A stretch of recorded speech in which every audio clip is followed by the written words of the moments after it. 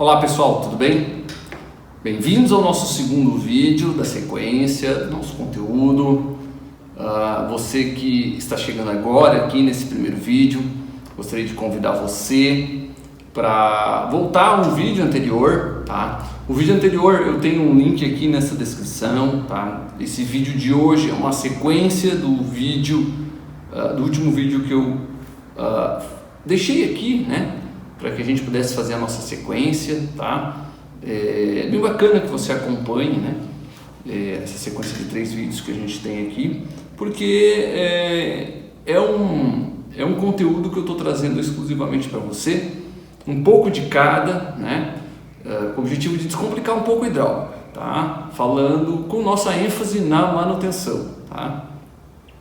Se você está chegando agora aqui, eu gostaria de convidar você para seguir as redes sociais, né? Instagram, Facebook, LinkedIn, se inscrever no canal do YouTube e compartilhar com seus colegas, né? Se você chegou até aqui por indicação de um amigo, de um colega, faça o mesmo por um colega seu também, né? Compartilhe aí o link para que outras pessoas possam também acessar esses conteúdos aqui, né? Para que a rede social possa entregar para quem precisa, né? Os vídeos que a gente está fazendo aqui. Pois bem, vamos lá. No último vídeo, tá, eu falei um pouco sobre os conceitos, alguns conceitos da hidráulica, né? O que é a vazão, né? As unidades que a gente usa, comecei por uma unidade hidráulica, né? Desmembrando a unidade hidráulica, né? E dando algumas dicas, né, para você sobre funções do óleo. Enfim, são conteúdos que você precisa saber, tá? Você precisa saber. E eu havia prometido naquele vídeo que eu iria falar hoje um pouco sobre conexões hidráulicas. E de fato é o que a gente vai fazer hoje, tá? Então a gente está começando o vídeo aqui na nossa mesa, com alguns componentes sobre a mesa, né?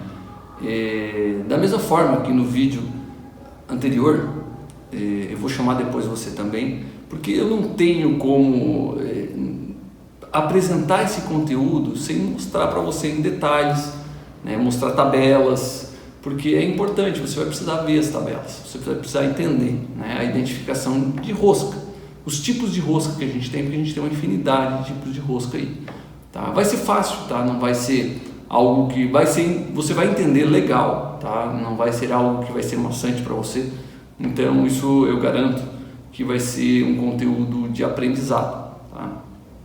Mas eu gostaria de começar por aqui, tá? Além, um reforço, tá? Você está observando que aqui na nossa mesa a gente tem todos os componentes ligados à condução de fluido, né? Um terminal hidráulico que está aqui, né? Um terminal de mangueira, aliás, né? Aqui tubo hidráulico montado, uma mangueira, adaptadores, né? Então você está observando aqui que nós temos vários componentes, mas tem um componente que não faz parte dessa família. Se você for um observador, você vai ver que a gente tem aqui paquímetro, trena, tudo isso está interligado, mas tem um componente aqui que não faz parte da família, que é o nosso filtro, tá? Se você for uma pessoa que presta atenção, você vai ter observado que eu tenho um filtro aqui perdido no meio dos componentes. Pois bem, no vídeo de hoje, tá, eu vou tratar sobre 2 assuntos simultâneos. Primeiro, tratar sobre condução de fluidos, né? Grupo de condução de fluidos. Falar um pouquinho sobre roscas, séries de vedação, né, que eu havia prometido para você. Identificação. E depois, falar um pouquinho sobre gerenciamento de contaminação, tá? Não vai ter como passar tudo, não tem como, é um resumo, tá? Mas é um resumo do que é importante. Então acho que vai ser aí um extra do nosso vídeo de hoje, tá? Que vai ser bem interessante para você, tá? Então hoje o que a gente vai ver? Pessoal, no último vídeo eu tinha falado um pouco sobre mangueiras. Então tá aqui, mangueiras hidráulicas, tá? As mangueiras, fazer um reforço, relembrando sobre o último vídeo, quando a gente trabalha com projeto, tá? E eu trabalho com projetos hidráulicos, tenho muito tempo de manutenção e trabalho com projetos hidráulicos, né? Agora, sempre que a gente trabalha com um projeto de uma máquina, a gente dá preferencialmente a gente utiliza tubos hidráulicos, certo?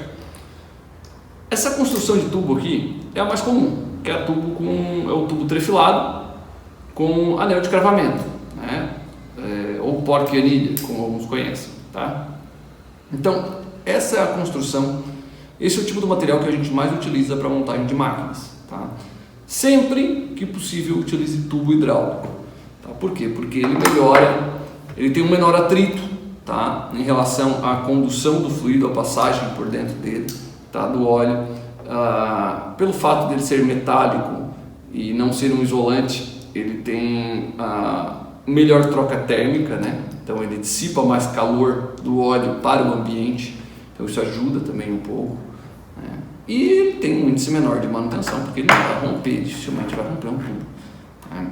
Já as mangueiras hidráulicas, você vai ter aí nada absurdo, né? As mangueiras hidráulicas, elas também têm aí uma vida útil longa, mas elas têm uma vida útil, tá? Então isso é importante a gente reforçar aqui, tá? E as mangueiras hidráulicas, então, você acaba utilizando onde você precisa de movimentação na máquina, flexibilidade, ou então absorver vibrações, tá? Porque as mangueiras hidráulicas, elas são flexíveis, moldáveis aqui, né? Então você tem aí um raio de curvatura a ser respeitado na montagem da mangueira, mas as mangueiras são flexíveis, tá? Havia comentado para você no último vídeo que as mangueiras elas seguem algumas normas, né? CNR1, CNR2, CNR3, CNR4, R12, tá? Então aqui, ó, esta mangueira aqui, nós temos o tubo interno da mangueira, a capa externa, né? E nós temos aqui dois reforços de aço, duas tramas de aço. Então essa aqui é uma mangueira SR100R2. Uma observação sobre mangueiras, tá? Puxando um pouquinho de cada assunto, né, pessoal? Puxa um pouquinho dali, um pouquinho de lá, tá? Eu falo sobre manutenção, mas falo sobre segurança também.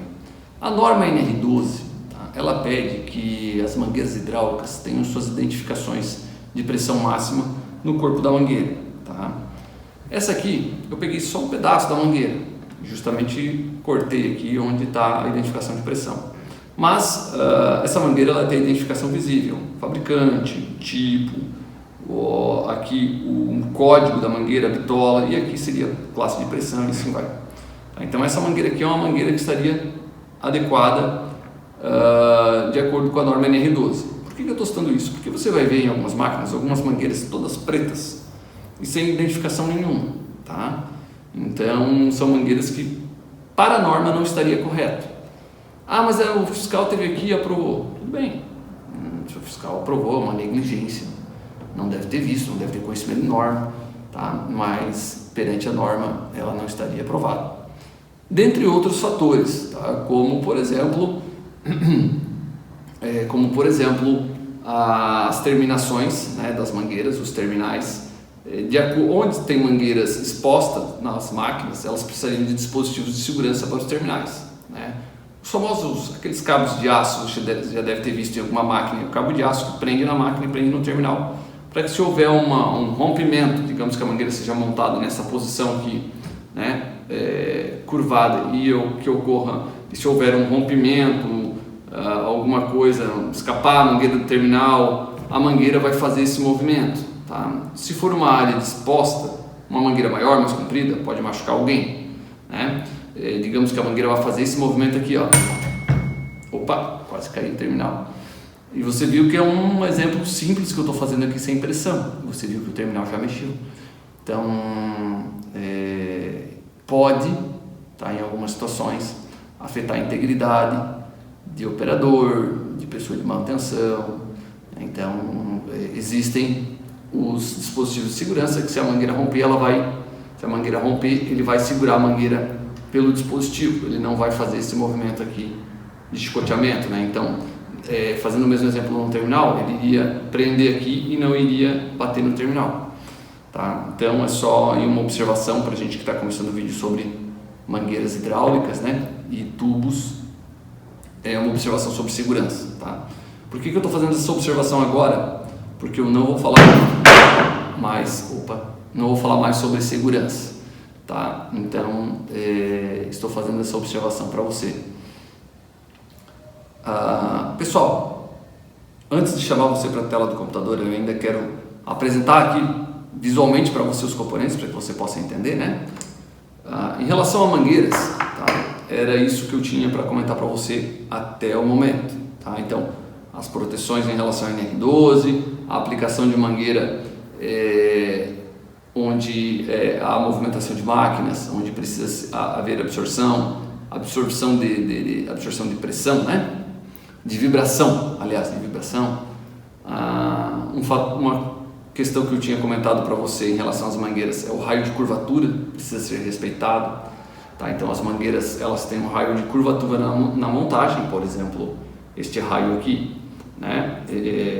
Eu não vou saber de cabeça agora o raio de curvatura desta mangueira aqui, que é uma mangueira de 3/8, mas, por exemplo, eu não posso montar a mangueira assim, tá? Na máquina, isso eu sei que eu não posso montar, eu tenho que ter um raio de curvatura a respeitar.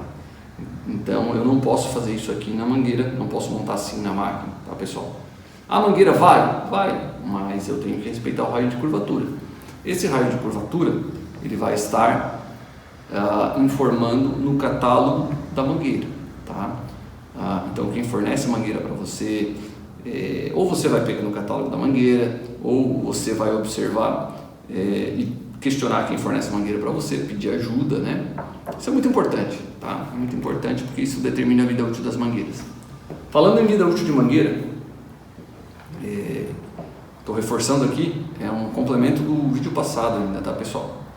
Falando em vida útil de mangueira, tem uma dica bem bacana aqui para você.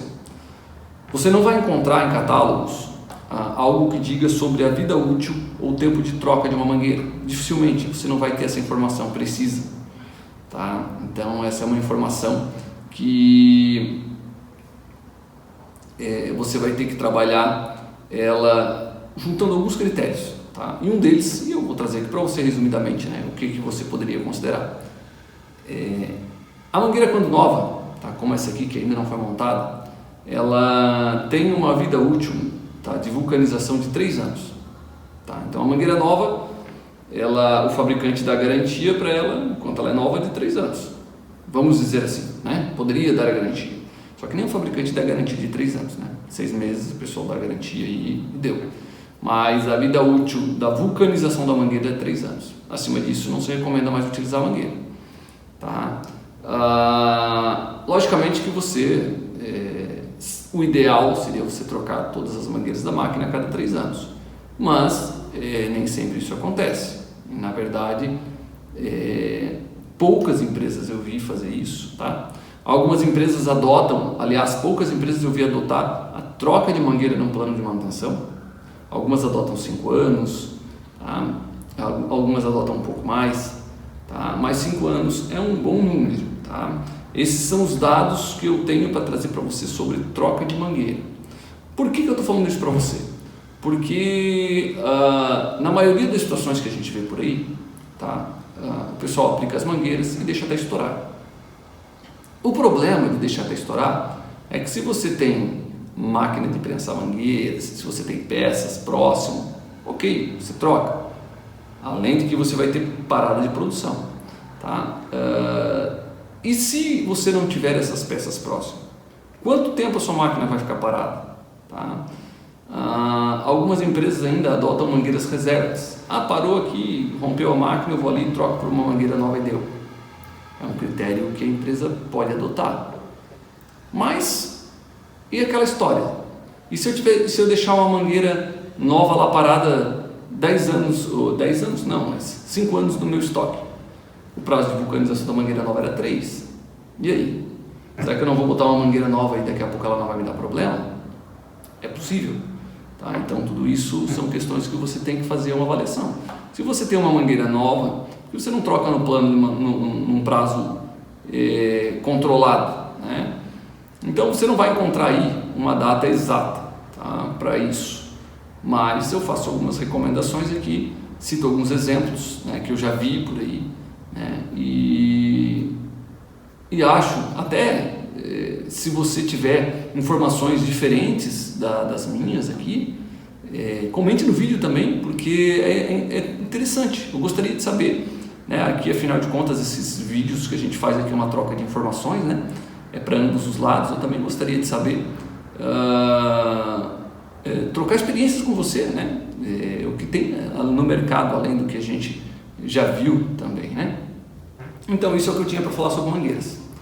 Tubos, eu trouxe esse tubo montado aqui porque eu tenho duas configurações de conexões para tubo aqui, tá, pessoal?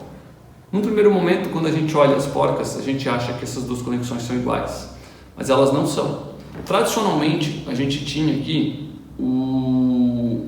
as vedações metal-metal, tá? Essas porcas e essas anilhas, tá? Essas anilhas aqui totalmente de metal. Então a gente ia ter a conexão que ia encaixar na anilha, tá?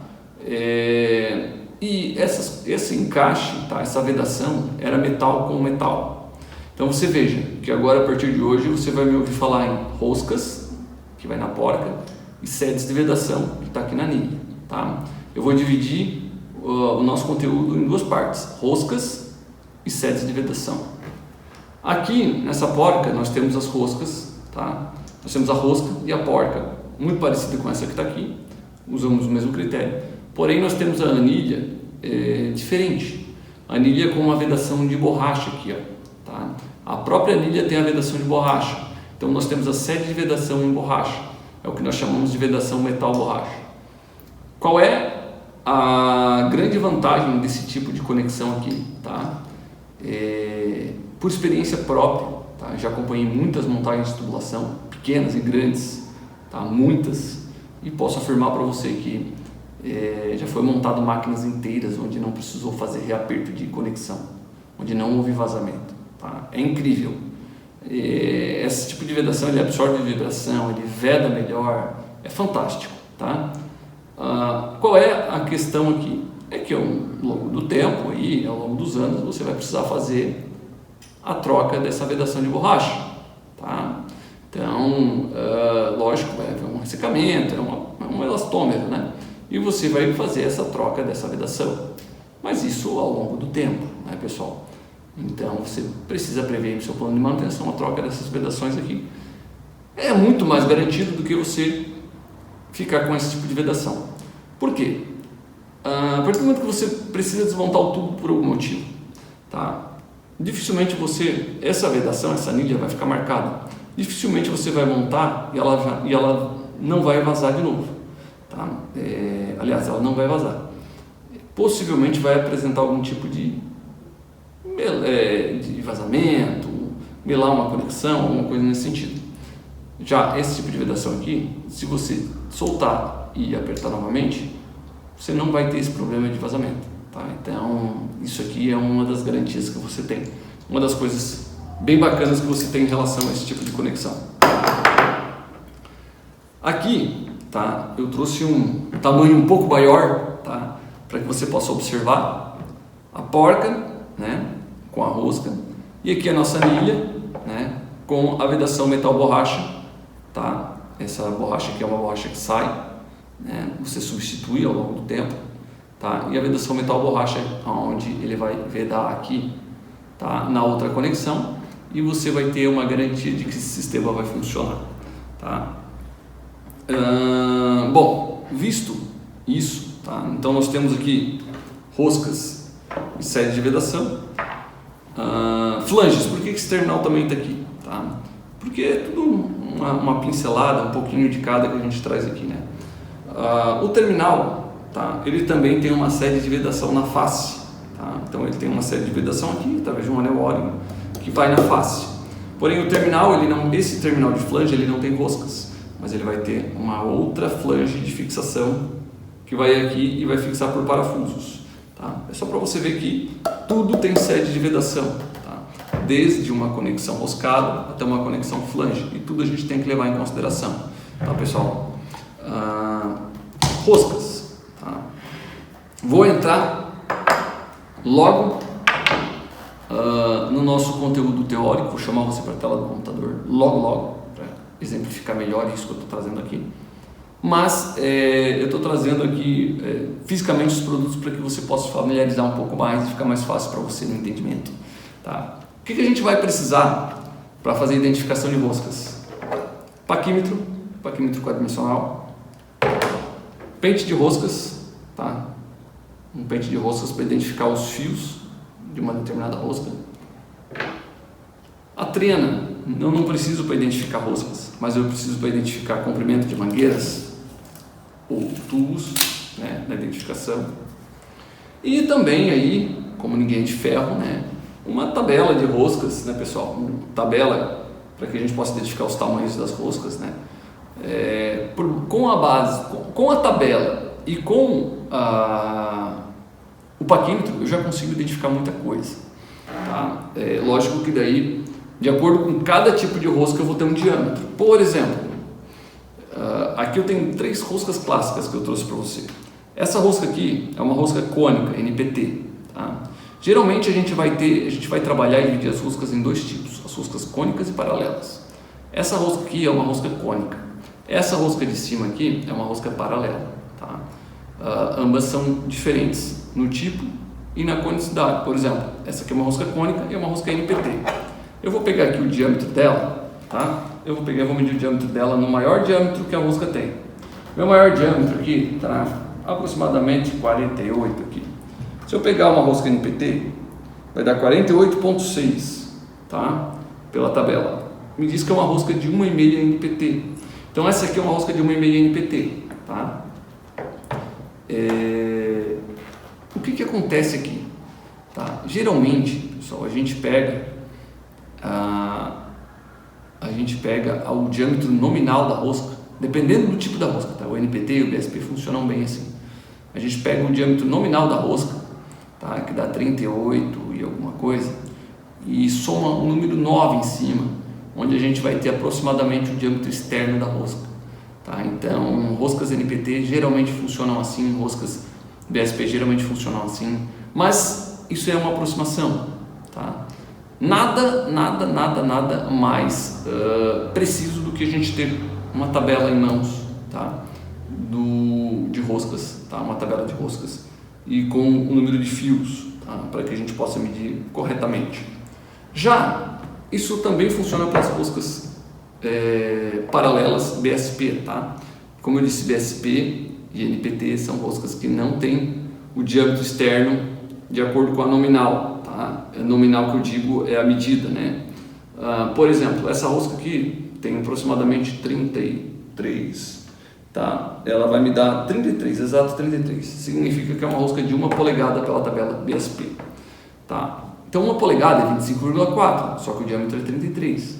Então você vê que é nisso que eu quero me referir, que eu não vou pegar aqui e vou olhar 33, não, então aqui tem mais de 1 1/4, não. Isso aqui é uma rosca de 1 polegada.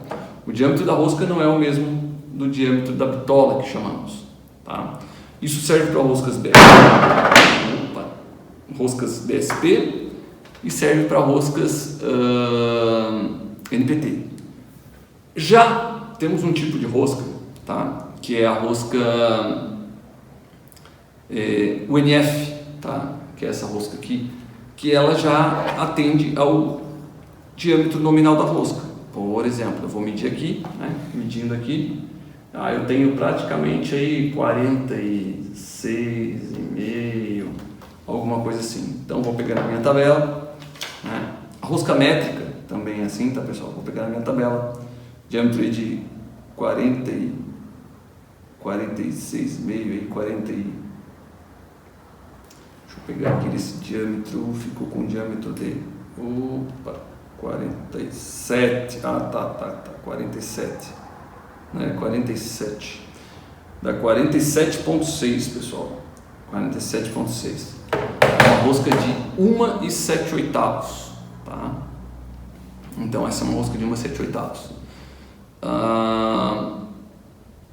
Eu, então, recomendo que você tenha uma tabela, tá? Aqui, que você tenha o paquímetro, que você tenha o pente, para poder fazer essa identificação, né? Verificar quantos fios tem por polegada, né? Aqui, ainda para encerrarmos e para chamar você para a tela do computador, essa conexão explica muito bem aquilo que eu havia comentado de eu dividir em roscas e sedes de vedação. Por que eu tenho a rosca, tá, de 1,7/8 UNF, e eu tenho a sede de vedação aqui, tá, que é uma sede de vedação JIC 37 graus, tá bom? Então, eu preciso saber o tipo de vedação e o tipo de rosca. Tá? Uma grande particularidade que a gente tem é a seguinte, tá? Antes de chamar você para a tela aqui. Roscas paralelas, como a rosca UNF, como a rosca BSP, elas precisam de uma sede de vedação, tá? Porque a rosca não veda. Por exemplo, aqui a sede de vedação é o anel ORG nessa face, tá? Posterior à rosca. Aqui na rosca UNF eu tenho a sede de vedação no cone de 37 graus. Já esta rosca aqui, que é a rosca cônica, tá? Seja ela NPT, BSPT, elas são roscas que vedam no fio de rosca, elas têm uma conicidade. Então as roscas cônicas, elas vedam no fio de rosca. Roscas paralelas, elas vão rosquear todo o curso da rosca, tá? Até encostar na sede de vedação. Tá? Roscas cônicas não, você vai entrar e você vai rosquear alguns fios de rosca, geralmente vai até a metade do curso da rosca. Por quê? Porque você não vai mais conseguir rosquear devido à sua conicidade, tá? Você vai rosquear até onde é possível, né? E os fios de rosca é que vão fazer a vedação contra o vazamento do óleo. Justamente por isso, essa rosca a rosca NPT é uma rosca muito comum, muito conhecida. Mas é uma rosca que ela também é muito famosa por apresentar vazamentos. Tá? Então, justamente por isso, a rosca NPT ela tem uma tendência a se usar cada vez menos em sistemas hidráulicos, porque ela é uma rosca que, pelo fato de vedar no fio de rosca, ela é mais sensível a vazamentos. Tá? Ela não tem uma sede de vedação com borracha, enfim, não permite recursos para isso. Então, é uma rosca que tem uma tendência de se usar cada vez menos. Tá? Se usava muito, hoje se usa cada vez menos. Essa rosca aqui, tá? Essa sede de vedação cônica, GIC 37, tá?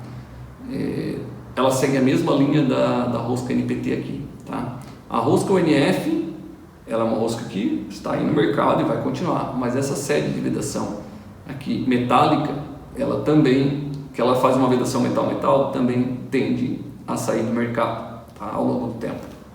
Mas, como agora já estou trazendo assuntos aqui mais aprofundados para você, eu vou chamar você para acompanhar na tela do computador, que eu acredito que vai ser mais interessante e você vai ter uma melhor absorção deste conteúdo, tá bom? Vamos lá, pessoal? Bom, pessoal, então aqui na tela, vamos para o assunto propriamente dito, né, de identificação de roscas e sedes de vedação, certo? Então, uma das primeiras coisas que a gente tem que levar em consideração são que nós temos basicamente dois tipos de roscas. E essas roscas elas se subdividem em outros níveis, né? As roscas elas podem ser roscas em polegada ou rosca métrica, né? Rosca polegada aqui no Brasil, ele tem uma forte influência americana, né? As máquinas, historicamente, o Brasil é um país fabricante de equipamentos, máquinas, mas não é um fabricante de componentes. Então, historicamente, os componentes hidráulicos têm uma origem norte-americana ou então europeia, agora muito mais distribuído a nível mundial, né, nos continentes, a questão dos componentes, mas no passado era muito comum dos Estados Unidos, por isso que a gente tem essa influência tão grande das medidas, das unidades, né, em polegadas, enfim. Então, nós podemos ter as roscas em polegada ou rosca métrica. Rosca métrica é muito mais comum na Europa hoje, né? Então, a Europa usa o sistema métrico, né? Então, as máquinas, é mais comum hoje a gente encontrar roscas métricas, né? Em virtude de nós termos máquinas importadas da Itália, da Alemanha, muito mais comum aqui, né? Então, começando pelas roscas métricas, porque são mais fáceis, né? Então, nós temos as roscas métricas paralela e as roscas métricas cônicas, certo? Porém, aqui no Brasil, dificilmente a gente vai encontrar uma rosca métrica cônica. Eu particularmente não visualizei ainda, não tive contato com uma rosca métrica cônica, e sim rosca métrica paralela, né? Isso aí sim, muito comum hoje, tanto conexões, principalmente conexões para tubos, né? Praticamente universal. Em conexões para tubo a gente tem rosca métrica do lado do tubo, né? As porcas de anilhas de cravamento, né? E aí existem outras características aí, né? A rosca entre as conexões para tubo, né? Série leve e série pesada. Depois eu passo um pouquinho sobre isso também. Tá bom, pessoal? Então, rosca métrica, muito mais simples. Ela tem, geralmente aqui no Brasil, difundido rosca métrica paralela, e rosca cônica é apenas para sabermos que existe, né? Uma das diferenças também entre as roscas métricas e roscas em polegadas é a forma que nós temos de medir o passo da rosca, né? Mais adiante até eu vou trazer aqui como a gente verifica o passo da rosca tanto para rosca métrica quanto polegada, né? E isso vai ficar um pouco mais claro. Então, a forma como a gente interpreta o passo também muda de um padrão para o outro. Tá? Já nas roscas polegadas, então, nós temos uma gama muito maior. Tá? Existem inúmeras roscas a mais do que estão aqui, mas essas roscas que estão aqui são as roscas que nós já ouvimos falar para sistemas hidráulicos, né? De conexões de sistemas hidráulicos, enfim. Nem todas são tão comuns, né? Mas todas que estão aqui são roscas que hoje tem no Brasil, tá, aplicado, e de todas que estão aqui eu já vi todas, então eu posso garantir para vocês que existem umas mais comuns, outras menos comuns, mas todas temos aplicadas no Brasil, né? Então, das roscas em polegadas, nós temos basicamente dois tipos de roscas, né? Elas subdividem. Nós temos as roscas do padrão americano e nós temos as roscas do padrão inglês, né? Dentro do padrão inglês, eu vou sempre do mais fácil para o mais difícil, né? Então, dentro do padrão inglês, nós temos também dois tipos de rosca polegada, né? Rosca paralela e rosca cônica. Rosca paralela, no padrão inglês, seriam as roscas BSPP, tá? Ou as famosas, através da nossa abreviatura, né, rosca BSP. Então, sempre quando estivermos falando de rosca BSP, nós temos que avaliar se é uma rosca paralela ou cônica, tá? Então, a rosca paralela BSP seria a nossa rosca BSPP, também muito conhecida como rosca gás. Então, é comum você ver ali em alguns componentes, seja pneumática, seja hidráulica, você vê, é uma rosca G de meia, né? Uma rosca G6. O que é uma rosca G6? É uma rosca gás meia polegada. Então, quando identificarmos como uma rosca gás, significa que essa rosca é uma rosca BSPP, né? British Standard Pipe Parallel, né? De paralela. Então, não tão comum como a rosca BSPP, mas também existente, nós temos a rosca BSPT. Então, a rosca BSPT é uma rosca cônica, né? Então, a rosca BSPT também encontramos, tá? Menos comum, mas também encontramos. Tá? Em sistemas pneumáticos, principalmente, se encontra esse tipo de rosca, né? Em algumas conexões instantâneas, enfim. É comum de você encontrar. Tá? Agora, partindo para o padrão americano, nós também dividimos as roscas em paralelas e cônicas, né? As roscas cônicas do sistema americano, elas são talvez as roscas mais comuns que a gente tem hoje aplicado, porque nós temos tanto em instrumentação, nós temos tanto em sistema hidráulico, nós temos em sistema pneumático, nós temos em sistema de processo, né? Então nós temos em praticamente todos os sistemas essas roscas do padrão americano cônicas, que seriam o quê? As roscas NPT, né? E as roscas NPTF, tá? Basicamente, tá? Essas roscas, o que elas alteram de uma para outra é que a rosca NPT, né, é uma rosca mais comum, tá? Principalmente aplicada em sistemas hidráulicos, ela suporta pressões maiores, é para uma série mais pesada, e a rosca NPTF, né, é uma rosca mais fina, ela tem um fio de rosca a mais, geralmente, tá, do que a rosca NPT, né?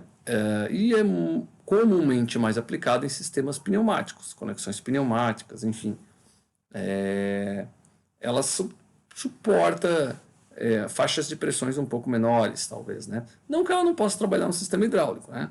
Mas é uma rosca mais fina, tá? Então nós temos esses dois tipos de roscas: rosca NPT, mais comum de se encontrar em sistemas hidráulicos, e NPTF, mais comum de se encontrar em sistemas pneumáticos, né? Já em relação às roscas paralelas, né, do sistema americano, então a gente tem as roscas famosas, roscas UN e as roscas NPSN. Destes dois tipos de roscas, né, a rosca NPSN é uma rosca menos comum. Você encontra essa rosca em sistemas hidráulicos, basicamente, especificamente sistemas hidráulicos, conexões de sistemas hidráulicos, você vai encontrar a rosca NPSN, mas não tão comum quanto as roscas UN. As roscas UN, tá, elas também se dividem em dois tipos, né, em UN, UNS, né, e UNF, sendo que a rosca UNF seria a rosca mais fina, com um fio de rosca a mais, do que a rosca geralmente, tá? Não é o padrão isso, tá? Então, dentro dessas roscas paralelas americanas, a rosca UNF é a rosca mais comum, tá? Então, se nós formos elencar três tipos de rosca mais comum aqui, a gente poderia elencar o quê? A rosca UNF, tá? Que seria a rosca fina, né? O Knife National Fine, a rosca americana paralela UNF. Nós poderíamos elencar aqui a rosca padrão americano cônica NPT, muito comum para sistema hidráulico, e a rosca padrão inglês paralela BSPP. Então essas três seriam roscas muito comuns, tá? Entre roscas, de tanto que eu falo sobre roscas paralelas e cônicas, eu gostaria de fazer uma observação aqui, porque isso é muito importante. Logicamente que mais adiante, com o avanço do nosso conteúdo, eu vou explicar um pouco mais sobre isso, né? Mas uma coisa bem bacana que eu já gostaria de deixar claro aqui, que vai clareando a sua mente, é que as roscas cônicas, tá? Elas têm duas funções principais, que é a função de fixar a conexão na peça, né? Então ela tem a função de com rosqueamento, ela fixa a conexão na peça, e tem a função de vedação no fio de rosca. Tá? Então as roscas cônicas, elas são roscas que não têm sedes de vedação, ela não tem auxiliar, né? Sedes de vedação auxiliar. Elas não precisam de uma vedação auxiliar, como uma face plana, uma face cônica de vedação, né? Um cone de vedação, aliás, um boleado de vedação, uma face com anel O-ring para vedação. Ela não precisa, porque as roscas cônicas elas vedam no fio de rosca. São muito boas, né, pela questão de praticidade, conforme eu até vou falar um pouco mais adiante. Porém, eu não gosto muito porque são roscas que têm uma dificuldade de vedar um pouco maior. Já as roscas paralelas, elas têm uma única função específica, que é de fixar a peça, a rosca, o adaptador, né, a conexão em si, na máquina, né, na peça, sendo que a parte de vedação do sistema hidráulico, né, para não gerar vazamentos, ele se dá por intermédio de uma vedação, de uma face auxiliar, seja um anel O-ring, seja uma face cônica, um boleado, alguma coisa, né? Então a vedação não se dá por meio das roscas. Mas eu estou adiantando o assunto aqui, que eu vou falar um pouquinho mais adiante, tá? O que eu gostaria de trazer aqui para vocês é que nós temos essa organização, né, em relação a roscas, né? Então, os mais comuns, desde as roscas métricas e polegadas, elas têm as subdivisões, né, e dessas subdivisões aí nós temos as roscas mais comuns, tá? A qual eu vou abordar daqui para diante as roscas mais comuns, né? Não justifica a gente abordar roscas que são pouco utilizadas, né? Então, assim, conforme eu havia comentado sobre roscas, né, até, pessoal, eu gostaria de fazer uma breve observação aqui, né? Se você está assistindo esse vídeo de hoje e não acompanhou o primeiro vídeo, eu gostaria que você acompanhasse o primeiro vídeo também, salvasse esse vídeo aqui, voltasse um pouquinho, acompanhasse a nossa série de vídeos, né? Porque é muito bacana, porque como eu havia mencionado já no primeiro dia, esse vídeo aqui é um vídeo que eu vou deixar ele disponível por uma semana, tá? Essa série de vídeos, né? Esse mini curso que eu estou fazendo, ela vai ficar disponível por uma semana, tá? Não sei se eu vou fazer mais depois, enfim, é uma questão que eu vou ter que analisar ainda, né? Então, é muito bacana que você assista por completo, pegue a sequência, né? Apesar de que eu estou tratando um pouquinho de cada assunto aqui, e se possível, se você estiver gostando do conteúdo, estiver achando interessante, se é interessante para você, com certeza vai ser interessante para os seus colegas de trabalho também. Então, se você puder compartilhar com colegas de trabalho, com conhecidos, com amigos, para que esse vídeo possa chegar às pessoas que tenham realmente interesse em sistemas hidráulicos, né? Que trabalhem com manutenção, que são gerentes de manutenção, que são técnicos, que são engenheiros.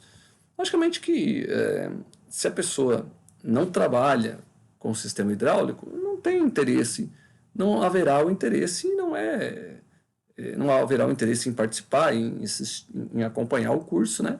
E também está tudo certo, né, pessoal? Porque esse conteúdo é um conteúdo técnico, é um conteúdo realmente para quem precisa, né? Não é um conteúdo de massa, é um conteúdo para quem precisa, né?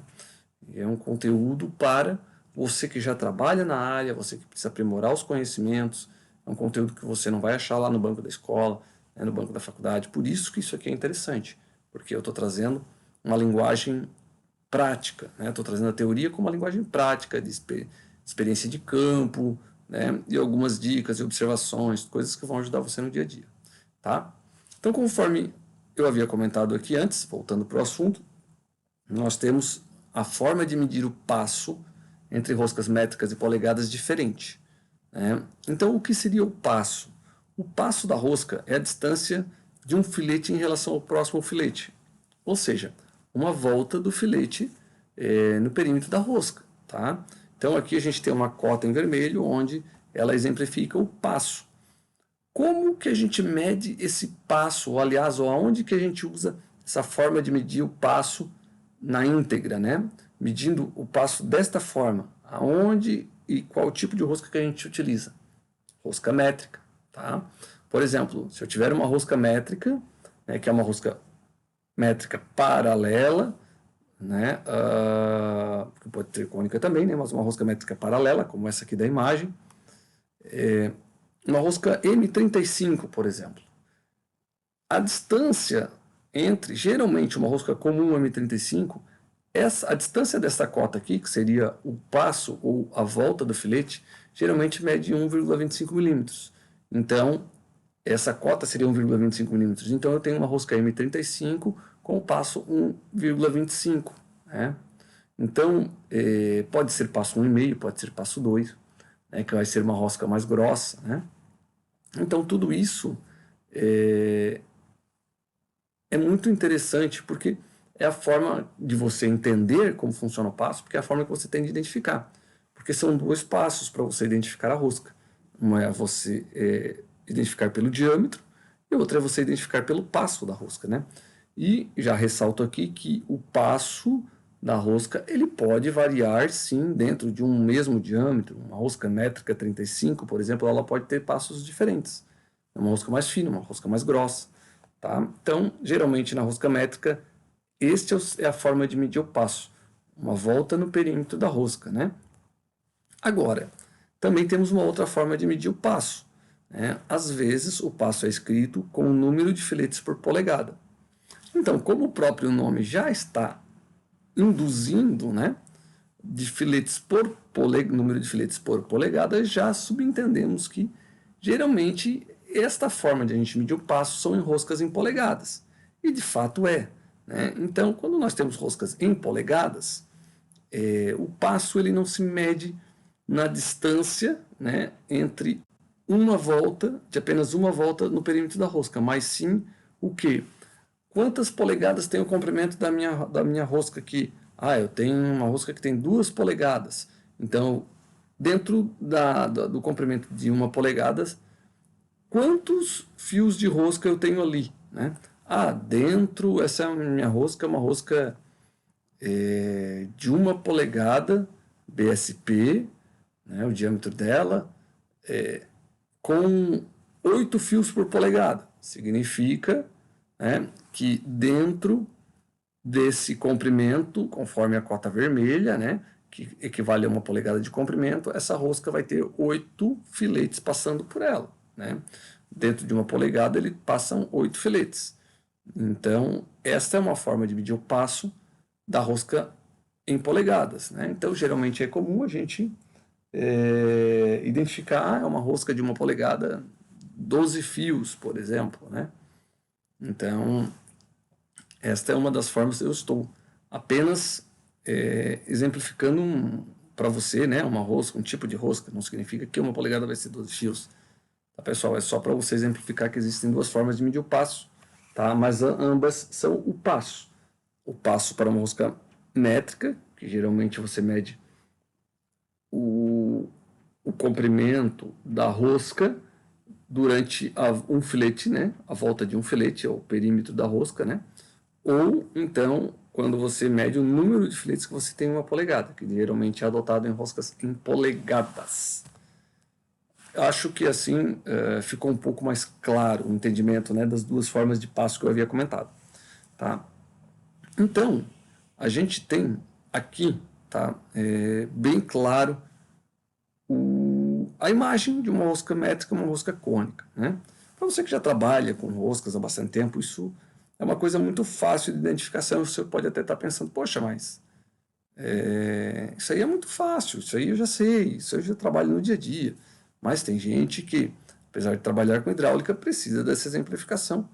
E está tudo certo, porque o conteúdo, esse nosso curso é para trazer realmente, agregar conhecimento a todos. Né? Então aqui, quando eu falo em rosca paralela, eu tenho essa primeira imagem aqui, né? Essa primeira imagem, que é uma imagem que você pode observar, né? Conforme a cota vermelha, as roscas têm o mesmo diâmetro do começo ao fim, tá? É o que chamamos de rosca paralela. Na imagem da direita, né? Então nós temos aqui uma rosca cônica, né? E se a gente observar, conforme o próprio nome já induz, nós temos no começo da rosca um diâmetro e no fim da rosca um outro diâmetro. Por quê? Porque, voltando para a primeira imagem da rosca paralela, a rosca paralela, conforme eu já havia comentado, ela tem uma única função de fixar a peça. Então, eu vou roscar todos os fios, né, na minha peça, na máquina, enfim. Ela vai avançar todo o curso da rosca, porque ela não tem fim, essa rosca. Já a rosca cônica, eu não consigo avançar todo o curso da rosca. Geralmente eu avanço um pouco mais de meio curso da rosca. Porque o que vai acontecer? O diâmetro vai aumentando e ele vai travar a rosca. Então vai haver o contato entre os fios de rosca da rosca da máquina com a rosca da minha conexão, né? E esse contato vai fazer a vedação das roscas, né? E isso então vai caracterizar aquela questão que eu havia comentado, que a rosca cônica tem 2 funções. Uma de rosquear a peça, fixar a peça, e outra de fazer a vedação. Tá? Sobre a vedação dos fios de rosca, eu vou falar um pouco mais adiante, não vou adiantar o assunto, tá, pessoal? Então, as roscas paralelas, conforme eu havia comentado, elas têm uma única função como rosca paralela, que é de fixar a conexão no pórtico. Ponto. A vedação é realizada através de outros meios, como um anel Waring. Aqui na imagem é possível identificar a rosca fazendo a fixação e o anel Waring fazendo a vedação para que não gere vazamentos, né, do óleo para o ambiente, né, para a área externa. A questão do Waring é muito bacana, por quê? A vedação de borracha. Porque a vedação de borracha, geralmente, por causa da sua construção, né, da construção da peça, a sede da vedação e o próprio elastômero, né, faz com que quanto mais pressão, tá, essa borracha receba, mais ela se expanda e venha a aumentar a estanqueidade e a vedação. Então é muito bacana, porque quanto mais pressão, mais ela veda. A não ser ao ponto que ela colapse ou então que ela tenha danificado, né, a vedação esteja danificada por ressecamento, por extrusão, né, por vários outros tipos de defeitos, né, de um Arial Warning. E aqui eu também faço uma observação aqui para você, e você que vem me acompanhando aí sempre, sabe que eu tenho um canal no YouTube e lá eu tenho um vídeo que fala sobre anéis Orings. Tá? Então, se você quiser saber um pouco mais sobre vedações, né, e anéis Orings, lá eu tenho um vídeo que fala sobre isso. Então, também pode ser uma base para você para ter um entendimento. Tá? Conhecer um pouquinho mais sobre anéis, né, compatibilidade de fluidos, enfim. Mas, enfim, então aqui, né, bem caracterizado sobre as roscas paralelas, né? Já vinha adiantando antes sobre isso também, né? Então essa é uma característica muito bacana do anel, porque quanto mais pressão, mais ele melhora a estanqueidade, né? Já nas roscas cônicas, nós temos então uma característica diferente, né? Porque ela possui duas funções, uma para fixar a conexão, né, e a outra de vedação, mesmo com a ajuda de um selante, né, uma fita PTFE, por exemplo. Essa escrita é muito bacana porque realmente existe, tá, pessoal? Dependendo da precisão da usinagem da rosca. Isso é uma questão que, quando falam-se de rosca, ninguém fala sobre isso, né? Mas eu estou trazendo para vocês porque eu já tive muito problema de campo, então eu reforço isso para vocês. Geralmente, tá, a rosca do pórtico, da máquina e do adaptador, elas precisam ser muito bem usinadas, né? Elas precisam ser peças de boa qualidade, né? Peças que elas tenham um encaixe perfeito e dependendo de quem fabrica essas peças, porque a máquina quem vai fazer a rosca é uma, o adaptador quem fez a rosca foi outra empresa em outro lugar e tal. Então essas roscas elas procuram seguir um padrão. Só que geralmente a usinagem ela não é uma usinagem de precisão, né? Então o que que acontece? Deveria ser, mas não é. Então o que que acontece muitas vezes, tá? Em alguns casos as roscas têm um pouco de folga a mais, seja na máquina ou no adaptador, né? E aonde é que começa a se apresentar os vazamentos. E aí é onde o pessoal acaba utilizando recursos, né? Alguns recursos, alguns artifícios, como por exemplo a fita PTFE, né? Um fio PTFE também, né? Colas vedantes, né? Selantes, colas trava-roscas, que não tem essa função, mas o pessoal acaba utilizando, né? Então é por isso que às vezes você vai encontrar alguns vedantes, né? Isso está muito ligado à qualidade da rosca. Ou então, um dos problemas que existe em relação. Porque quando a gente fala de vedar nos fios de rosca, a gente está falando de uma vedação metal-metal, tá? Que eu vou falar mais adiante. Mais adiante eu falarei sobre vedação metal-metal, metal-borracha. Quando a gente tem uma vedação metal-metal, isso é muito ruim, tá? Por quê? Porque geralmente, depois que você faz o rosqueamento da conexão uma vez, você assenta a conexão uma vez, lá no futuro, quando for fazer manutenção, você vai precisar desenroscar a conexão e vai roscar novamente. Só que na primeira vez que você fixou essa rosca, ela fez uma deformação na rosca. Por mais que sejam micro deformações, né, não visuais, mas isso vão gerar anomalias na rosca, né? Marcas que dificilmente essas marcas vão casar novamente.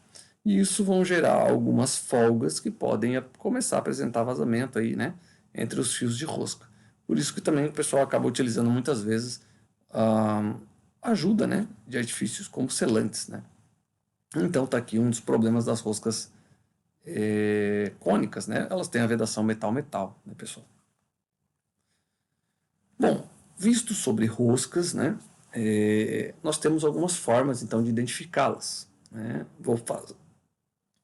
Vou trazer aqui um exemplo rápido, né? Os exemplos rápidos, né, de como a gente identificar. E uma forma de identificar, e a mais fácil, é através do paquímetro, né? Um paquímetro quadridimensional, você consegue fazer muita coisa, né? Então, a primeira forma que você tem de identificar uma rosca é através do paquímetro. Então, você deverá ter uma tabela de roscas, né? Com os diâmetros externos, internos, e aí você vai fazer a medição externa da rosca e você vai identificar. Ah, mas essa rosca está fechando com uma rosca de 1 polegada. Essa rosca está fechando com uma rosca M33. Essa rosca está fechando com uma rosca de 1 a 516 UNF. Ah, bom, beleza. Eu já fiz 80% da identificação. Eu identifiquei que essa deve ser uma rosca UNF. Ah, mas e aí, qual é o próximo passo para mim matar essa charada e resolver? Né? Então eu vou pegar e vou medir quantos fios por polegada, né, ou o passo, na verdade, dessa rosca, né, através do pente de roscas, né? Então, ou calibrador, né, de roscas também, né? Algumas pessoas conhecem como calibrador de roscas.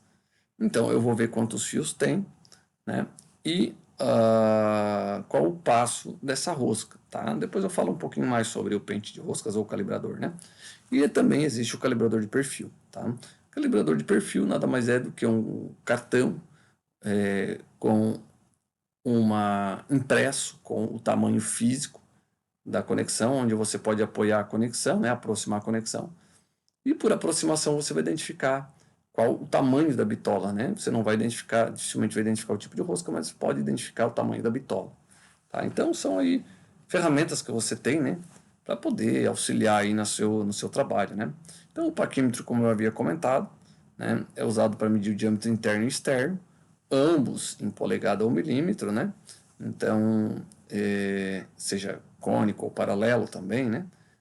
Com uma tabela de roscas na mão, medindo os diâmetros externo e interno da rosca, ou a crista e a raiz da rosca, né, propriamente dito, você já mata 80% aí do seu problema. Tá? Uma outra forma que você tem de medir, né, é através dos pentes de rosca ou calibradores de rosca, né, que são usados para comparar o passo pré-determinado com a rosca a ser medida. Né? Então, pré-determinado passo aonde? Aqui, nos pentezinhos, né? Em cada aletinha dessa. Né? E você vai casar, conforme a imagem acima, né? E aonde encaixar certinho, né? Fizer o encaixe perfeito do pente junto à conexão, a rosca da conexão, vai ser onde você vai ter aí a identificação do passo dessa rosca, né? Se é através de um passo por um único filete ou passo em quantos fios de polegada dentro de uma... quantos fios tem dentro de uma polegada, né? Ainda sobre o pente de rosca, tá? Geralmente, tá, os pentes mais completos, eles se subdividem em duas partes, né? Eles se subdividem em duas partes. Você vai ver que ele tem uma chapinha externa, onde vai ter a escrita ali, né? E você vai ver que vai ter uma chapinha de divisão no meio do pente, os pentes mais completos. Então você vai fazer o quê? De um dos lados, onde tiver uma escrita na chapinha externa, né? Você vai ver o que está escrito ali. Se for metric, né? Geralmente vai estar em inglês, vai ser metric. Se for metric, você vai ter rosca métrica ali e geralmente na rosca métrica você vai conseguir identificar o passo através do comprimento do filete em si, né? Então, através de um filete especificamente. No outro lado, né, se for esse calibrador de rosca mais completo, né, que tem duas partes, como eu comentei, você vai virar o outro lado e vai estar escrito Whitworth, que é nada mais é do que as roscas em polegadas. Então, ali, né, provavelmente, você vai ter um paquímetro desse, um calibrador desse. Ali, então, você vai identificar o número de fios que tem dentro de uma polegada. Tá? Casando, mas você não precisa medir nada, você vai medir apenas casar, né, o pentezinho na rosca. Tá? Então, o calibrador de roscas completo, ele tem os dois tipos, né, para roscas métricas e para roscas em polegadas. Relembrando que as roscas em polegadas dificilmente vai estar em português escrito, né? Então, geralmente vão ser as roscas Whitworth, tá? Bom, acho que era isso que tinha para falar dos calibradores, né? É uma baita ferramenta, né, para você poder ter aquele 20% de confirmação dos tipos de roscas. E o calibrador de perfil, né? Conforme a imagem ali está mostrando, ele é usado para comparar o perfil das roscas, identificando assim o seu tamanho nominal. Tá? Então, você vai ter um formato dentro de um cartaz e você vai aproximar a rosca e você vai... este tamanho aqui. Ah, eu consigo ter 100% de precisão aqui? Não, logicamente que não. Isso é para você tirar aquela dúvida grosseira. A precisão na leitura você vai ter através do paquímetro, acompanhado de um pente de roscas ou calibrador de roscas, né, pessoal? Então, definindo a rosca, né? Roscas são chamadas conforme o seu tipo, usualmente seguem padrões internacionais, geralmente são chamadas desta maneira: roscas BSP ou então a BSPT, né? Lembrando que a BSP seria a BSPP, né? Rosca ISO ou METRIC, né? Rosca UN, UNF e roscas NPT. Esses são os tipos mais comuns aqui no Brasil, tá? Vou dar uma passada rápida, né? Agora sobre a parte de vedação, né? Então aqui, voltando apenas, concluindo a nossa parte de roscas, esses são os tipos de roscas mais comuns que a gente tem no Brasil, tá? Conforme eu havia comentado lá no começo, porém é possível que você encontre outros tipos de roscas aí, né, dentro daquela gama que eu trouxe lá bem no comecinho pra gente, né? Então, pessoal, sobre vedação, eu gostaria de começar com a seguinte mensagem, né? Sedes de vedação. Eu falei sobre tipos de roscas, né, e roscas, e agora eu vou falar sobre sedes de vedação, tá? Quando a gente fala de sedes de vedação, nós temos uma coisa muito interessante aqui, tá? Basicamente a gente divide o quê? Vedações metal-metal, vedações metal-borracha, tá? Este é um marco que a gente tem que dividir. No passado nós falávamos muito sobre vedação metal-metal, por quê? Porque era a tecnologia que tinha no passado, né? Um cone com boleado, né? Tudo a face de vedação metal com metal, né? Faces metálicas. Hoje, com o avanço da tecnologia, né, e a necessidade de agilizar, reduzir conceitos como vazamento zero, então se trouxeram as vedações metal com borracha, né? Geralmente uma face metálica com um anel O-ring ou uma face metálica com um anel de cravamento EO2, conforme eu vou trazer para vocês, né? Então aqui, né, nós temos uma típica conexão, né, para cravamento, tá? Exemplificando o tipo de vedação metal-metal, tá? Esse é o tipo de vedação metal-metal tipo JIC, porque ele tem uma conicidade, né? Essa conicidade, conforme circulado aí e ampliado, faz a vedação no cone. Esse ângulo da conicidade é de 37 graus, né? Essa conexão hoje para tubo, ela é pouco utilizada, esse formato de vedação. É muito mais utilizado para mangueiras, né? Amplamente utilizado para mangueiras, as sedes de vedações JIC 37, tá? Máquinas linha amarela, retroescavadeira, escavadeira, isso usava demais, tá?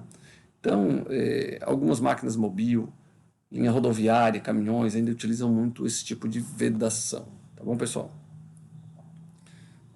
Então aqui, né, nós temos uma exemplificação de terminais, né, tubos mangueiras, ainda da parte JIC, né, as normas que elas trabalham, a SAIJ 514, a ISO 84342, né, o tipo de rosca, quando a gente fala de sede de vedação JIC 37, é a rosca UN-UNF, né, então, conforme eu já expliquei para vocês, que a UNF é uma rosca fina, paralela, fina, né,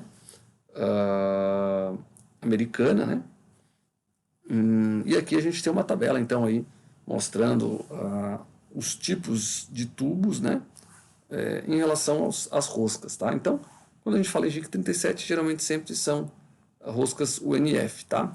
O cone do ângulo de vedação é de 37 graus, né? As normas aqui explícitas, né? Então, aqui, vedação metal-metal, né? Do tipo JIC. Então, nós também temos aí as vedações metal-borracha, né? Lá, logicamente, que eu trouxe para vocês vedação metal-metal de uma forma muito rápida. Por quê? Porque não é a nossa abordagem nesse curso, nesse treinamento, nesse mini curso, né? Porque a nossa abordagem aqui é falar sobre vedação metal-borracha. Nós não vamos... porém, é necessário que você entenda, né? Que seja para conexões de mangueiras ou para tubos, existem sim as vedações metal-metal, né? Conhecer é preciso, praticar não, né? Praticar, a gente pratica a vedação metal borracha. E aí sim nós temos alguns tipos que eu vou trazer para vocês as diferenças, né? Então, por exemplo, esse aqui é um tipo de vedação metal borracha. Opa, é uma vedação de tipo metal borracha com o sistema par flange, né? Que é um sistema onde você faz você já tem uma anilha, né, predisposta, né, é uma peça que você faz uma composição ao tubo através de solda, né? E você utiliza aqui também as porcas para cravamento, né? Agora não mais para cravamento, mas para fixação, né? Então a composição aqui é com uma anilha soldada. No Brasil, nós temos algumas aplicações, tá? Não muito para a linha industrial em geral, né? Mas nós temos sim algumas aplicações, principalmente máquinas importadas, né? Mas é difícil quem faça esse tipo de vedação aqui, né? Esse tipo de par flange com anilhas soldadas, né? Até mesmo pelos equipamentos que precisam ter, né? Então você tem ali na imagem central a composição, né? O tubo, a anilha e o tubo em polegada, ou anilha e o tubo em milímetro, a porca, e como o flange da par flange ele é face reta, plana, né? Então ele precisa que tenha também um adaptador para que exerça essa vedação, né? Um adaptador face plana para que possa fazer essa vedação metal borracha aí, tá bom, pessoal? Então aqui as bitolas possíveis, né, para esse tipo de conexão, né? Sempre vedação metal borracha. Relembro que vedação metal borracha faz parte do conceito vazamento zero, tá? Vazamento zero é um conceito muito bacana.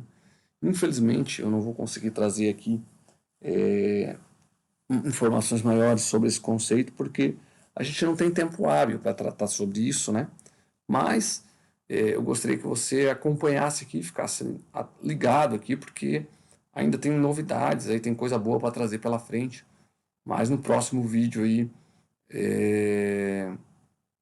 quem sabe, né? A gente não tenha boas notícias para trazer aí sobre mais conhecimento, enfim. Mas pessoal, voltando para cá, né? Nós temos agora não mais as conexões que fazem o formato através de uma deformação, né? Ou através de uma solda, mas agora sim as conexões montadas. E de conexões montadas, cravadas, que são aí sim uma gama ampla no Brasil, nós temos também as vedações metal-metal, tá? E depois vedação metal-borracha, que eu vou trazer aqui.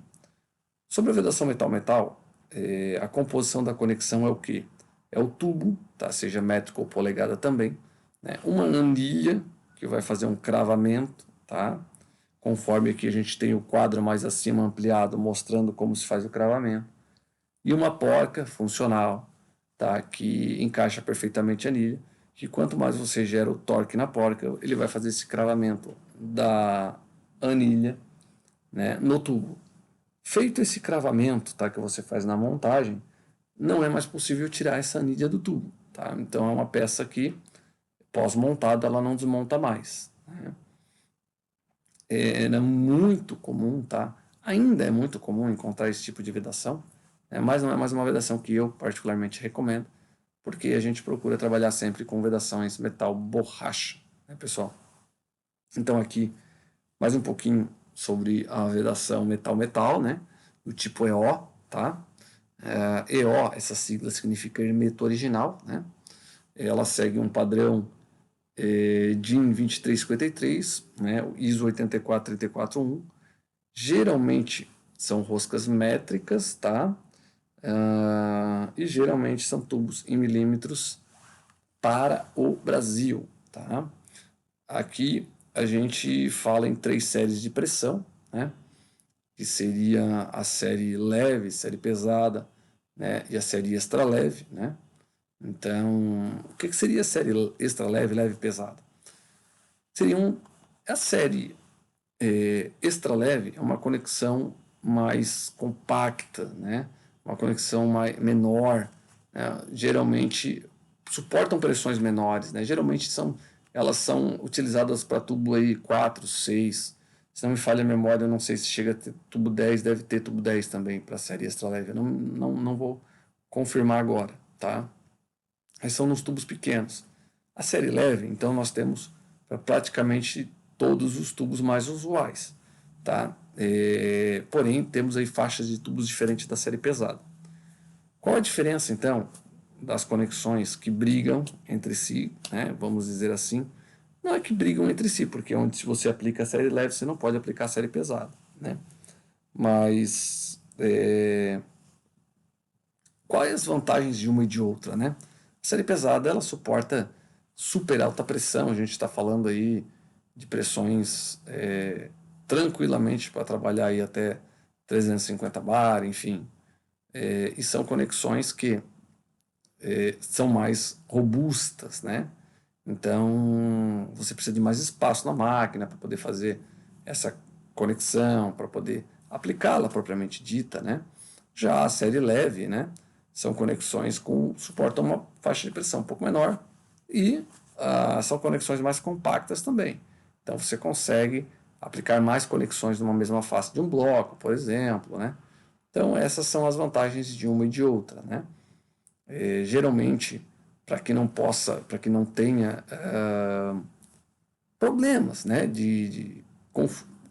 para não gerar confusão, as roscas da série leve e série pesada, elas não são compatíveis com uma com a outra, né, bem como o sextavado da porca, né, também são diferentes para que você justamente possa diferenciar isso. Então, a chave que você usa para rosquear uma série leve é diferente da chave que você usa para rosquear uma série pesada, tá?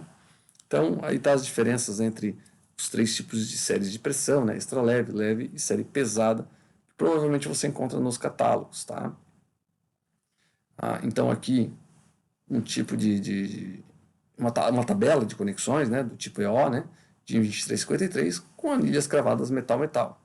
Como você pode observar, nós temos aqui o tipo de rosca, por exemplo, aqui uma rosca M20, né, o passo de 1,5, né, para o diâmetro do tubo, aliás, diâmetro externo da rosca 20, diâmetro interno da rosca, né, 18,5, né. Então, esse tipo de conexão aqui, tá, M20, a gente vai utilizar para rosca de tubo série pesada, né. Então, tubo 12 milímetros, rosca M20, conforme está aqui das três últimas colunas, em cinza, né? Para que exemplifique um pouco aqui. Essa tabela é bem bacana, porque ela exemplifica aqui, faz uma diferenciação. Nós temos série extra leve, leve e pesada, né? Consequentemente, as três colunas aqui. Então, essa nossa rosca M20, ela é uma rosca aplicada em tubo de 12 milímetros da série pesada. Já o tubo de 12 milímetros da série leve, como a gente pode observar, né, ele utiliza, é uma linha mais acima, ele utiliza a rosca M18 1,5. Então, conforme eu havia comentado, ele tem essa diferenciação aí para justamente não gerar conflitos, né? Agora, ainda falando sobre conexões EO, né, de anilhas cravadas, a gente tem aí então as conexões EO2, que são as conexões com vedação metal borracha, tá? Essas são conexões muito bacanas, que aí sim são as conexões dos tipos de adaptadores, né, que realmente eu recomendo, que onde eu trabalho é onde eu especifico, onde eu aplico, né, porque você tem aquela propriedade que eu havia comentado mais cedo, quando você tem uma vedação metal borracha, que quanto mais pressão essa borracha vai sofrer, mais estanqueidade ela vai girar, tá? Ela vai gerar, né, mais ela vai estancar o óleo, tá? Além de que você não precisa gerar tanto torque na conexão, além de que ela absorve vibração, né? Então, essa característica da EO2 é muito semelhante à característica da conexão EO, né, de tubos cravados, porém, ela tem um anel de borracha auxiliar na anilha, né, que faz essa parte de vedação. Aqui, da mesma forma, né, a tabela das conexões EO2 segue o mesmo padrão da conexão EO, né? O que muda é a construção da anilha propriamente dito, né, pessoal? Então, sobre roscas, que eu já falei um pouco, os tipos que a gente tem, métrica, paralela, americana, inglesa, né? Séries de vedação, né? Utilizando o conceito vedação metal-borracha, vedação metal-metal, né? Já mais obsoleto, né? Vedação metal-borracha mais atualizado, né? Os tipos que a gente utilizava antes de conexões, né, de sedes de vedação, sedes de vedação tipo JIC. Hoje, o que a gente utiliza mais? Vedações face plana, com anel, ou então conexões EO2, né, com os anéis de borracha. Então, aqui mais um assunto passado. Eu gostaria de trazer, então, uma breve introdução, tá, para a gente partir para o final do nosso assunto de hoje. Eu sei que eu estou me estendendo um pouco, além do que eu havia me comprometido de fazer, que seriam 60 minutos, né, por dia, né, por vídeo, mas infelizmente, ou felizmente, na verdade, né, infelizmente não tem como trazer tudo nesse tempo, e felizmente a gente tem muito mais conteúdo para trazer. Então isso faz com que a gente acabe se animando, se empolgando a trazer mais conteúdos aqui, né? Mas tudo bem, vamos dentro da nossa limitação, do tempo que a gente tem, né? Eu não poderia terminar o nosso vídeo de hoje sem trazer um conceito, né, sobre gerenciamento de contaminação, né? Visto que no próximo vídeo, né, e último vídeo do nosso mini curso, eu tenho outros assuntos que eu não vou poder abordar aqui, vão estar ligados, tá? O assunto do próximo vídeo vai estar diretamente ligado ao assunto de hoje, então eu gostaria de fazer uma introdução. Esse assunto aqui vai ser o link para o próximo vídeo, tá? Então, sobre gerenciamento de contaminação, uma coisa que eu gostaria de trazer para vocês é que, por que o gerenciamento de contaminação é importante? Usar exemplos simples, tá? Algumas empresas onde eu particularmente já trabalhei, esse conceito, né? Elas tinham dois comportamentos diferentes antes do trabalho e depois. Antes do trabalho, tá? Esses clientes, eles chegaram até nós, até mim, até o meu trabalho, através das manutenções que eles prestavam, que eles demandavam, que eles precisavam. Eram bombas que precisavam de manutenção, eram cilindros que precisavam de manutenção, né? Então eles tinham um consumo, né, um valor, um gasto previsto, né, no custo anual da fábrica com manutenção, para manutenções corretivas, né? A partir do momento que foi se adotando o conceito do vazamento zero, aplicando filtros novos, né, tornando máquinas autossuficientes, fazendo filtragens, esse comportamento mudou, né? Começou-se a ter um custo voltado para filtros, elementos de reposição, né, os cartuchos filtrantes. Começou-se a ter um custo voltado para a reposição de elementos, tanto que nesse ponto é até interessante e engraçado, porque praticamente nas empresas onde se faz esse trabalho e usa esses conceitos, sempre tem um comportamento parecido do departamento de compras, né? Que ele começa a pressionar, poxa, mas antes vocês não usavam filtro, agora vocês estão gastando muito com filtro, tá muito alta essa conta de filtro, né? Por quê? Porque os filtros estão sendo eficientes, estão fazendo as filtragens, estão removendo a contaminação, então demanda da reposição de filtros. E logicamente o custo com filtro aumenta. Ao passo que se cobra, né, e se começa a gerar atenção ao valor gerado, ao valor no consumo de filtros, não se observa, tá? Ou então tem-se um gap aí até se observar, que outros custos, como custos com manutenção corretiva, praticamente zero. Então, se você for pegar o custo total da manutenção, o comprador ele só não cobra mais porque ele vai estar feliz da vida, porque o custo da manutenção está muito menor do que antes, né? Logicamente que vai ter um custo que ele não tinha, que era o de filtros, mas o comprador não tem essa noção, ele não sabe diferenciar isso, entendeu?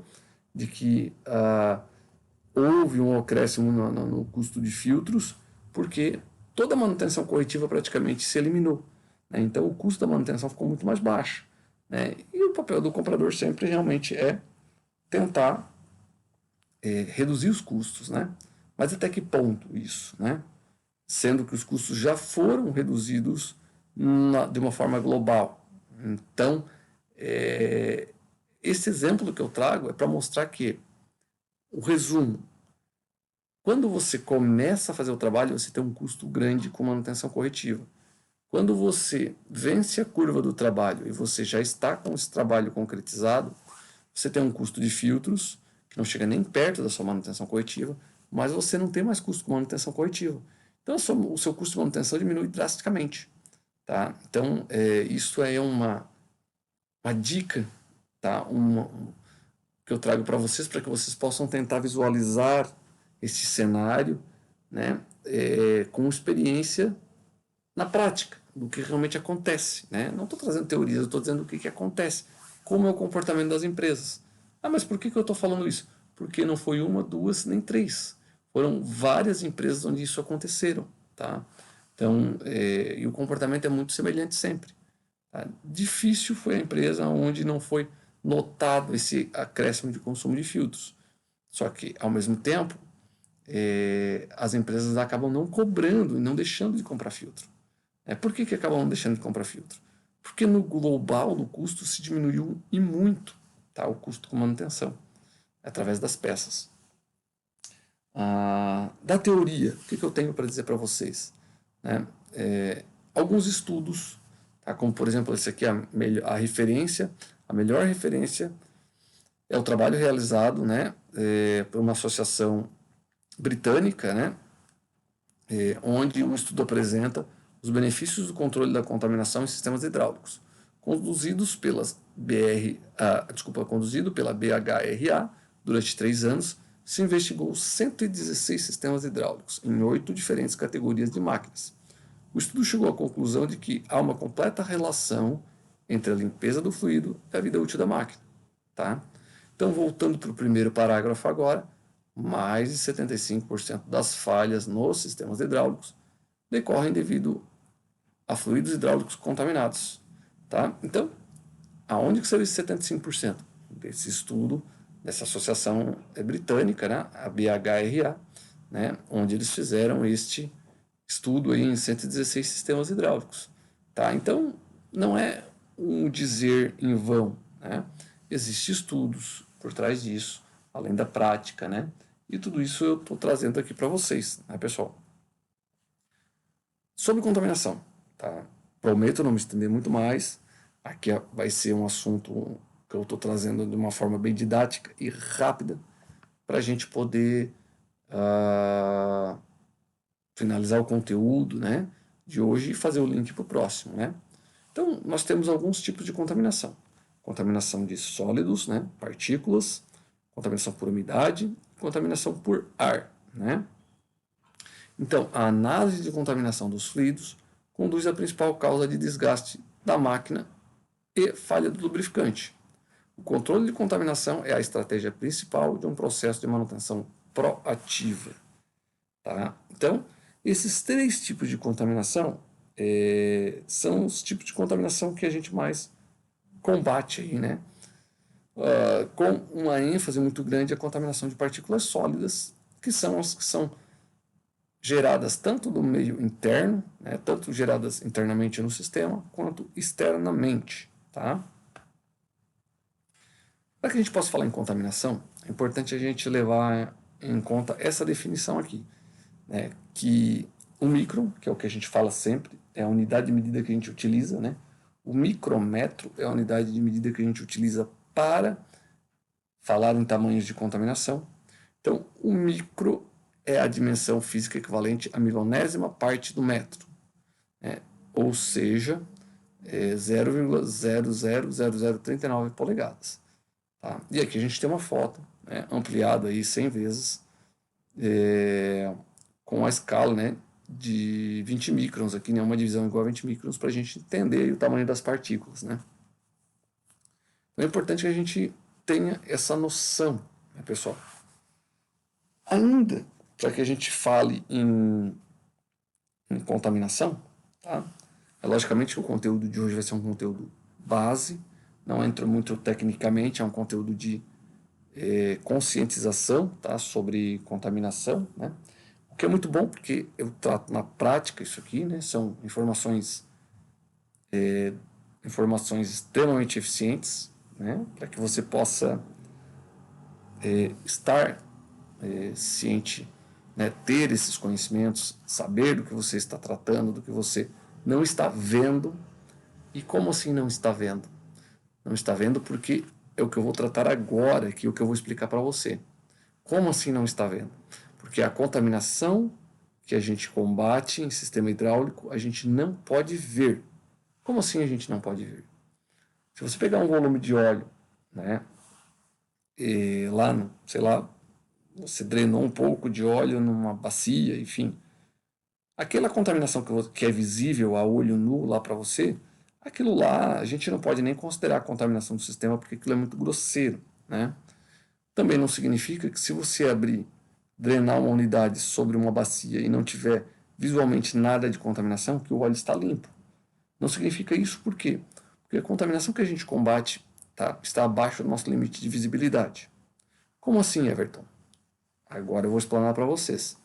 Aqui, na tela, visibilidade. O olho humano, sem nenhum recurso, não consegue distinguir objetos menores que 40 microns.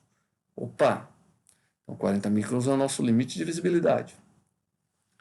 Então se 40 microns é o nosso limite, a gente não enxerga abaixo de 40, como é que a gente está usando filtros no sistema hidráulico de 2, 5 ou 10 microns? Né? Esses filtros estão pegando contaminação que a gente já não consegue ver. Tá? Então agora eu espero ter clareado a sua mente para que você possa ter a noção de que a contaminação ela é uma contaminação que a gente não consegue ver. Vamos ver a tabela aqui relativa de alguns tamanhos, né? Para que a gente possa fazer comparativo. Aqui, um grão de sal refinado. Ele é um grão de 100 microns, você consegue ver. O cabelo humano, você consegue enxergar porque ele tem um diâmetro de aproximadamente 70 microns. Onde que a gente enxerga? Até 40 microns, né? Agora, a farinha de trigo, você consegue ver um grão de farinha de trigo? Não, você consegue ver um punhado, porque a farinha de trigo é de 25 microns, né? Então, se a farinha de trigo você já tem dificuldades para enxergar que é 25 microns, como é que você quer enxergar uma contaminação de sistema hidráulico, né? Então, não tem condição. Vou passar mais um slide aqui que vai ajudar bastante no nosso entendimento. O óleo no sistema hidráulico ele tem 4 funções. Né? Ele tem a função de gerar troca térmica, tem a função de vedação dos componentes, tem a função de lubrificação e a função de transformação de energia. Tá? Então são 4 funções. Sabemos que os componentes, né, eles têm que ter uma folga mínima, né, um ajuste, um limite entre as partes móveis para que possa gerar pressão no sistema. Se os componentes estiverem muito folgados, não vamos conseguir gerar pressão no sistema.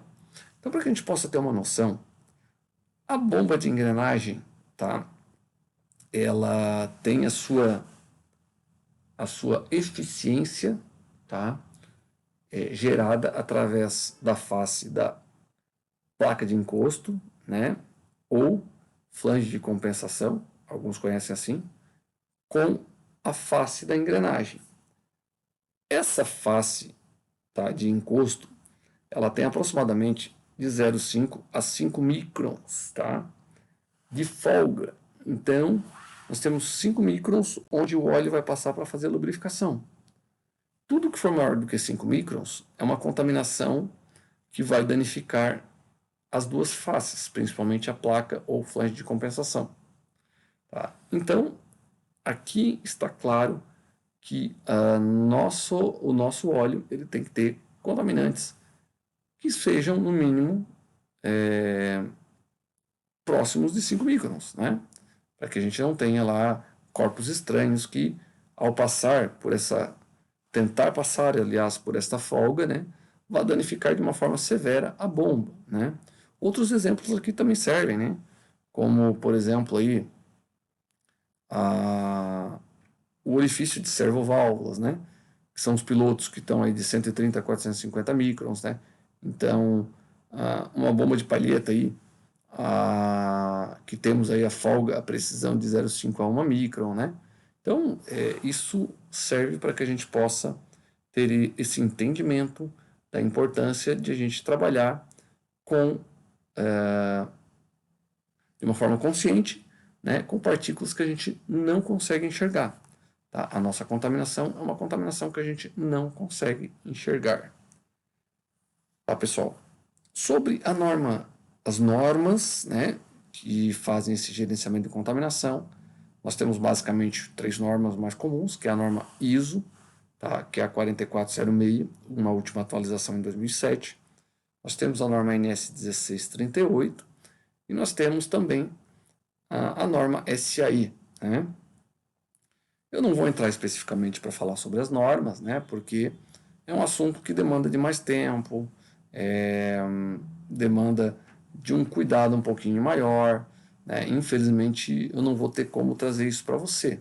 Mas no próximo vídeo, tá, desse mini curso, eu vou trazer algumas informações muito bacanas para você, que eu acho que você vai gostar bastante.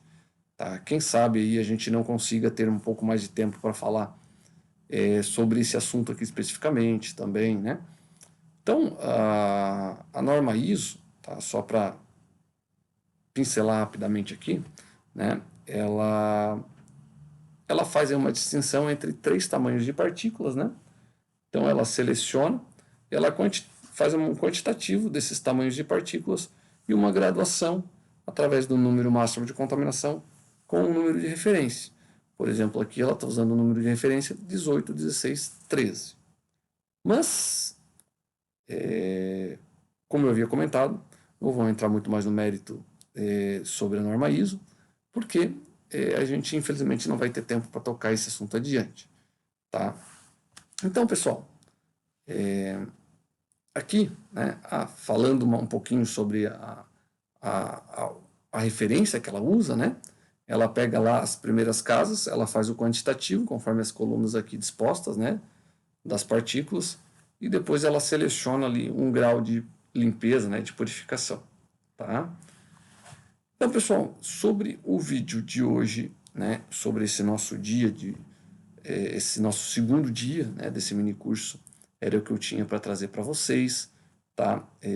Eu queria pedir para você, né, que acompanhou até aqui, agradecer, né, pedir para você compartilhar aí nas suas redes sociais esse nosso mini curso, para que esse curso possa chegar às pessoas que realmente precisam, né?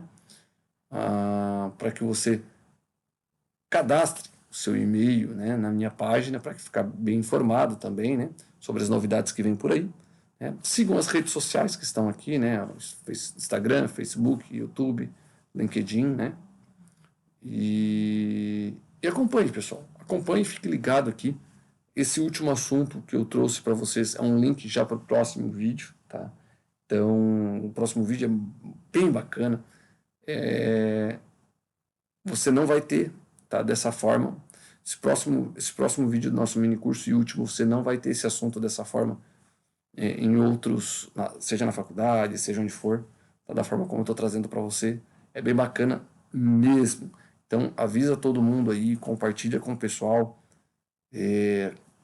Mas peça para o pessoal aí assistir o vídeo desde o primeiro, né? Dessa série de 3 vídeos aqui, porque é um assunto que realmente vai agregar conhecimento para você. Tá bom? Pessoal, então vejo você no próximo vídeo. Valeu!